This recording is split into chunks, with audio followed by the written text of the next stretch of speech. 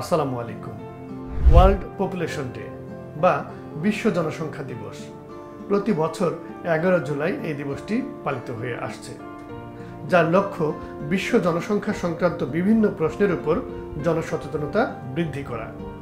1987 সালের 11 জুলাই তারিখে বিশ্ব জনসংখ্যা যখন 500 কোটি ছাড়িয়ে গেল, সারা বিশ্বের জনমানুষের মধ্যে যে আগ্রহের সৃষ্টি হয় তাতে অনুপ্রাণিত হয়ে 1989 সালে জাতিসংঘ উন্নয়ন কর্মসূচির পরিচালনা পরিষদ এই দিবসটি প্রতিষ্ঠা করে।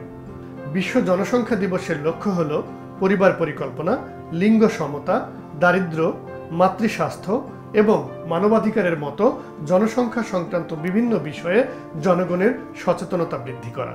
বিশ্বব্যাংকের বিশ্ব জনসংখ্যা প্রতিবেদন 2021 অনুযায়ী 2021 সালের শেষে বিশ্বের জনসংখ্যা দাঁড়ায় প্রায় 787 কোটি 50 লাখ।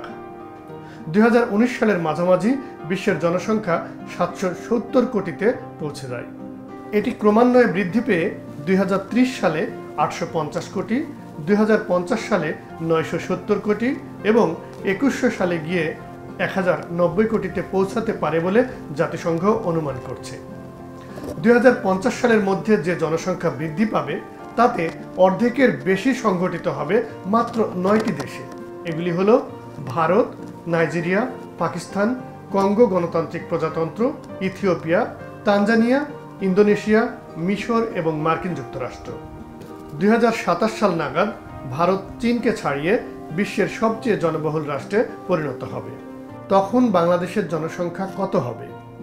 এমন প্রশ্ন মনের ভিতর জাগলেও আমরা সে প্রসঙ্গে যাচ্ছি না। আমাদের লক্ষ্য উদ্দেশ্য যেন হয় সকল জনগোষ্ঠীকে জনশক্তিতে রূপান্তরের মাধ্যমে বাংলাদেশকে একটি সমৃদ্ধশালী দেশ হিসাবে গড়ে তোলা যায়।